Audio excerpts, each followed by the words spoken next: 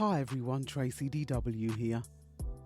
A recent conversation that I had with my father almost sparked controversy. I was paying him a visit while he was convalescing after successful eye surgery when he brought up the subject of the latest film about the life of Bob Marley, One Love. I didn't like it, he said. There was so much about the film that wasn't true. From this moment, I could sense my father's disappointment, but I wasn't surprised. He represents a generation who were born when much of the Caribbean was still a part of the British Empire.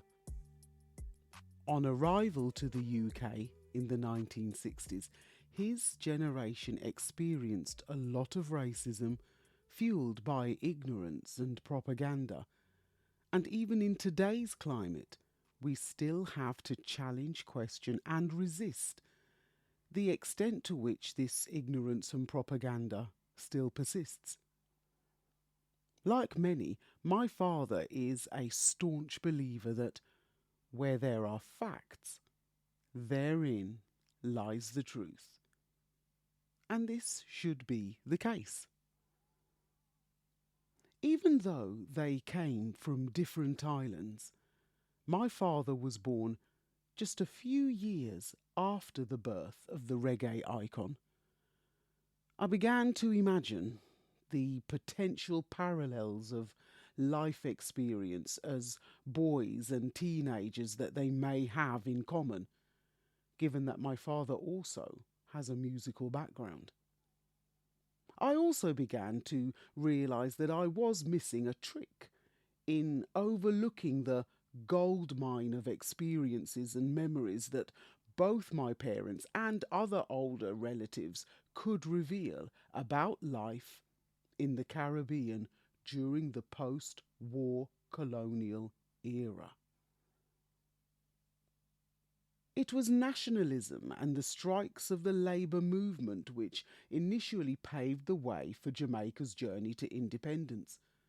The People's National Party, founded by Norman Manley, and Alexander Bustamante's Jamaica Labour Party, signified a political awakening leading to Jamaica's first elections in 1944. A significant milestone in the island's democratic process, it gave voting rights, suffrage, to all adults and a voice to those who had previously been marginalised, such as the working class. With the election of representatives to the Legislative Council, there was a shift in power as the campaigns of both political parties, although nurtured partisan lines, worked to unify ordinary people, giving them greater control over the decision-making process in their country. With a shift of voice also came a shift of attitudes toward colonialism as the Windrush, along with other ships, anchored in Britain's docks, bringing a tidal wave of vision, ambition and aspirations, transforming the national services, political, social and cultural landscape of the country. With Ghana's independence in March 1957, Malaysia's independence followed in August of the same year.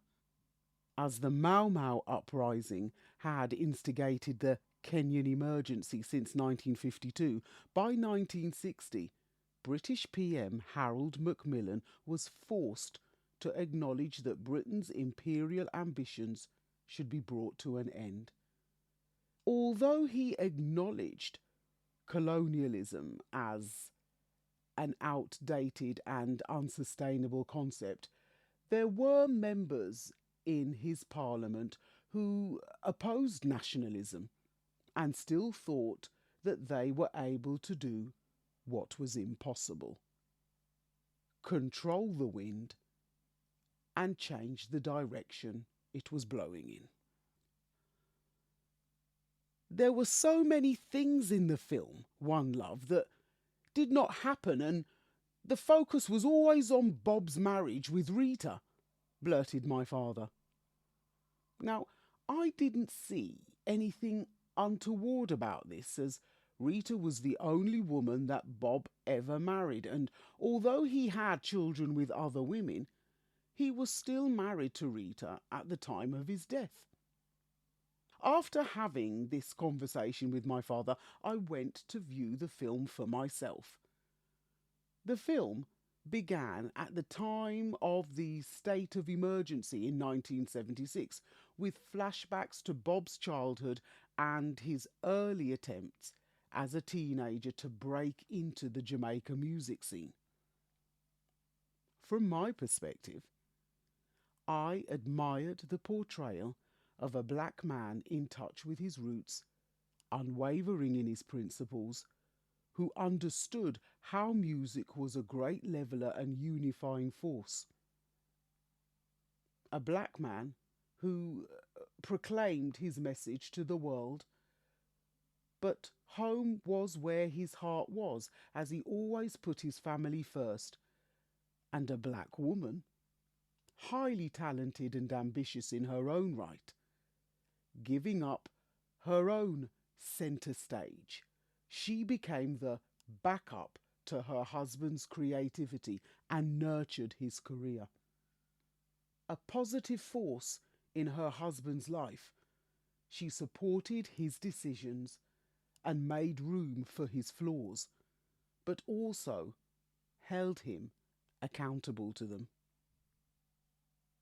After watching the film and drawing my own conclusions, I reflected on the conversation with my father, and it brought me back to my strapline, the question behind my learning journey throughout this podcast series. Is history a matter of fact or perspective? This question comes up repeatedly and reminds us of history's problematic nature in how other stories are often never told, at the expense of building an official narrative about an event, person, or process. In the case of the life of Bob Marley, this is no exception, particularly as a man of great potential whose life was tragically cut short. We often develop a myth complex about such people as we wonder what could have been realised through the impact that their work would have made on the world if they had lived on.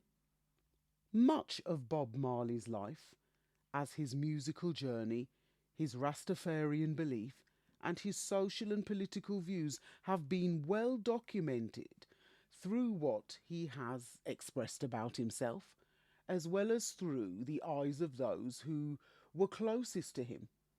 So we already have the facts through a balance of perspectives.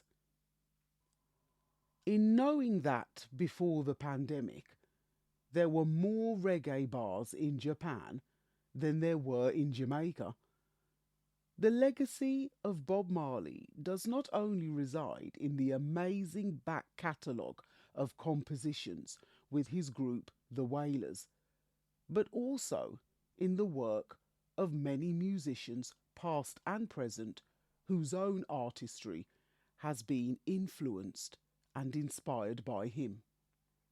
As one of the pioneers of the musical genre, through reggae, Marley was a figure of resistance, exploring timeless themes of oppression, freedom, peace, love, and unity.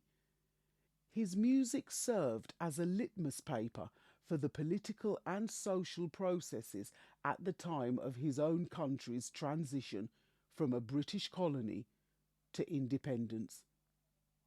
His music was an expression of the one love that he held for his family, his artistry, his message, his diasporic heritage, and his African origins. And as for the conversation with my father, I realise that the Caribbean community will always carry the memory and achievements of Bob Marley as a precious part of their psyche, a part that should never be violated. However, I explained to my father that due to already having so many facts about this international icon, one more perspective wasn't going to hurt at all. If you liked this podcast, then stay on this listening platform and check out my other podcast episodes related to this one, such as Wind of Change Expanded from the very first season, Parliament and Empire, and Parliament and Empire, the Conservative Monday Club, both from the third season. And don't forget what I call the heart and soul of the Stories to be Told movement, my stories, or poetic narratives, Caribbean Wind, Caribbean Rush, Nights at the Round Table, the Berlin Conference 1884, and Gone with the Wind, Macmillan's Speech for Change. These are all available on the website in paperback, on Amazon in Kindle format, and in ebook format at Apple Books and all other digital platforms. And also the publication of the latest 4 titles. Now, if you want to find out more, just visit storiestobetold.com and check out the learning platform for The Journey's End, Giving Back Hong Kong, Bite from the Big Apple, A Story for New York, Hope for Zimbabwe, Arise the Phoenix, and A Story for South Africa.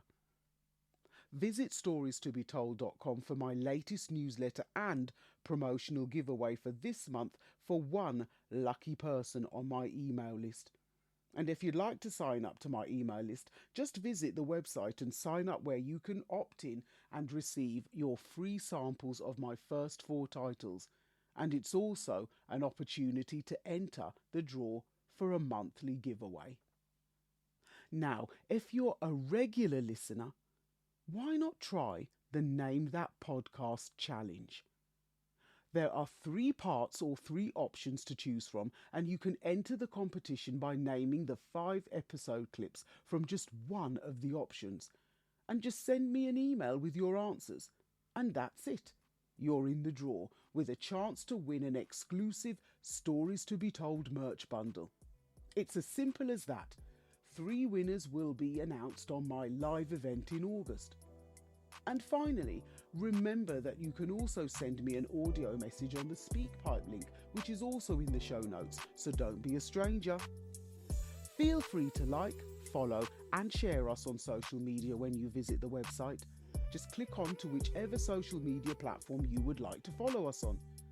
And, as always, it's a pleasure and a privilege to share my learning journey with you in this podcast series, and I encourage you to either begin or continue your own. History is a matter of fact or perspective. I'm Tracy DW, and this is a Stories to be Told podcast. Stay safe, stay well, stay blessed. Thanks so much for listening again, and I'll see you on the next